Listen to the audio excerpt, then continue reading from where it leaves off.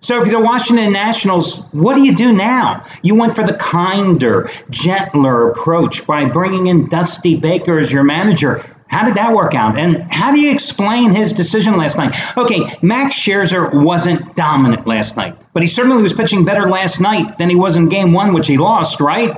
I mean, he carries a 1-0 lead into the seventh, and you send Scherzer out there. First pitch, gives up a home run that ties the game. But listen, that was a 96-mile-per-hour fastball in the outside corner of the plate, and the guy reached out and smacked it over the wall. It's going to happen. So then you immediately give Scherzer the hook. Okay, your bullpen had 12 scoreless innings going into game number 4, and then it let you down. But overall in the series, it had pitched well. But if Scherzer was struggling, what did you send him out there for the beginning of the seventh? And then after one pitch, then you're going to give him the hook? And how did that work out for you?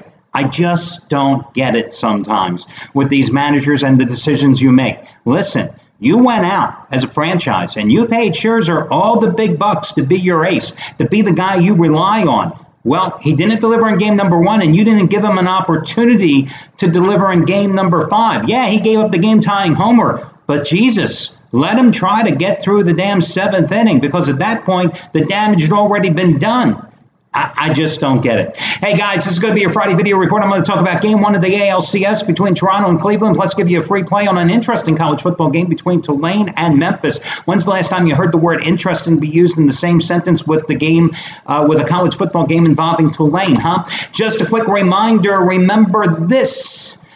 Trace Adams, normally 1,000-star play, is his top-rated selection today. Second, double your wager, 2,000-star college football release of the season. It goes tonight on this game between Memphis and Tulane that I'm going to talk about, and it's going to be his third double your wager winner over the past week. Hit one last Saturday with Wake Forest smoking Syracuse, came right back with the Vikings on Sunday in their rout of the Texans. Double your wager winner number 44 of 68 overall, and you will again get it for over half price off by using coupon code. Guess what? Double wager, DOUBLEWAGER, no space between the words.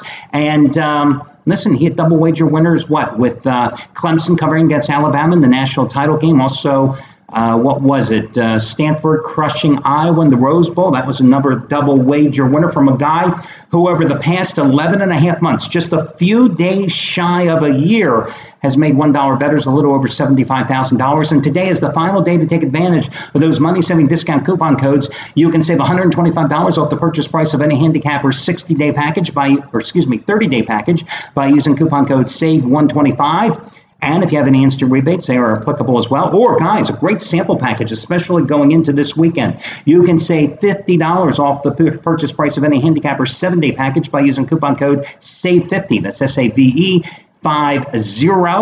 And again, that saves you $50 over any handicapper 7-day package, which means you're getting football today, tomorrow, Sunday, Monday. Great time to save $50 off of a 7-day package. Okay, let's get to football first, and then we'll do baseball. So Tulane is a 12.5-point favorite tonight here against Memphis. And this is the first year for Tulane under their new head coach, Willie Fritz. And he's got the defense playing very well. In fact, two things Tulane has done well. They've improved their defense. In fact, they're number 16 in total defense so far this season, giving up just 309 yards per game. Number 17 in passing defense, giving up just 171.4 yards per game. They're also number 4 in the nation in terms of their turnover margin at +8 so far this season. Their offense has been slow to develop. They have a spread option attack with multiple looks. It's not your typical spread that you're associating with, like when I say Texas Tech. It's not a spread that you're associating with Rice or Army, for example. But it's an interesting spread attack. It's multifaceted. We'll go there. But what has happened is that in the last couple games, they've started to develop a nice passing attack. Now, listen, guys, they don't pay me for the pronunciation of last names here. So I may butcher this, but in their quadruple overtime win against UL Lafayette a couple weeks ago, Glenn Colliette, I think is how you pronounce his last name, he really took firm grasp of the starting job finally. And in those last 2 games, he's thrown for 333 yards and 2 touchdown passes. And they suddenly have gotten a go-to wide receiver, a guy by the name of Taron Uncolade.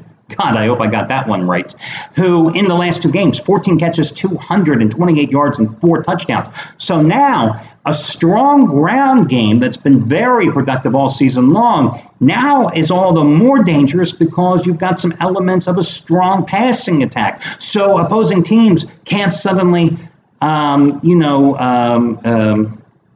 oh, God, I can't remember what I was going to say about crowding the box. They can't overplay the run. So I think that makes them a little more dangerous here. Now, in terms of Memphis, this is going to be only their second home game of the second road game of the season. Their first one, of course, that was a big-time loser for them at Ole Miss, 48-28, a game that wasn't nearly as close as the final score indicated. They, of course, last week played at home against Temple. Now, they won that game. They covered against Temple, but it was really a kickoff return and I think it was an interception return that got them 2 touchdowns that allowed them to come back in that game because Temple really controlled that contest. Matter of fact, the Owls, 531 total yards in that game. Memphis only 323 yards in that game. So as I like to say, the Temple Owls put a bow on that game and gift wrapped it and hand delivered the win to Memphis and the cover as well. As I said, their only other road game, they lost by 20 at Ole Miss. Now, true, Ole Miss is a much better team, a team that passes the ball well and was playing in revenge as well. Otherwise, you have Memphis beating Temple at home, beating Southeast Missouri State at home, beating Kansas at home. Kansas committed 6 turnovers in that game and had lost like 38 straight road games going into that game and beat up Bowling Green, who, gives up 70 points every time they take the field. So when I tell you that Memphis is number 11 in scoring at 43 points a game, you have to consider who their victims have been.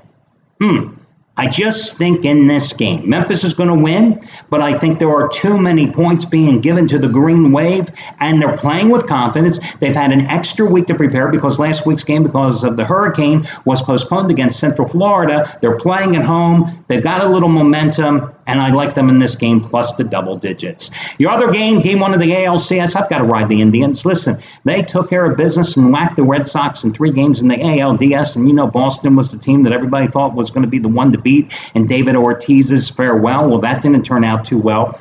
Listen, I don't know if the Indians can win this series because basically it's Corey Kluber going tonight and Trevor Bauer and who else? Josh Tomlin.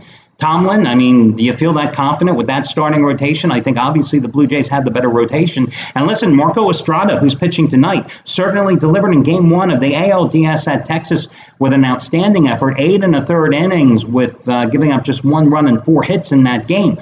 But the Indians at home this season, they won the 2 games against the Red Sox. They were 53-28 at Progressive Park during the regular season. Corey Kluber, they won 12 of his final 13 starts overall. Since the All-Star game, his earned run average has been only 2.52. I just think that even at this escalated price of $1.45 to $1, actually it's $1.40 to $1.45. I think you got to go ahead and take the Indians in game number 1 here tonight. So the Indians as the home favorite and the Tulane Green Wave as the home dog. Those are going to be your 2 complimentary plays. Remember, you can always catch the Countdown to Kickoff show, which is also here at the website as Steve Budin and I count down your best NFL games from a point spread perspective. That's available as well. And I'll catch you again tomorrow when we do this one more time.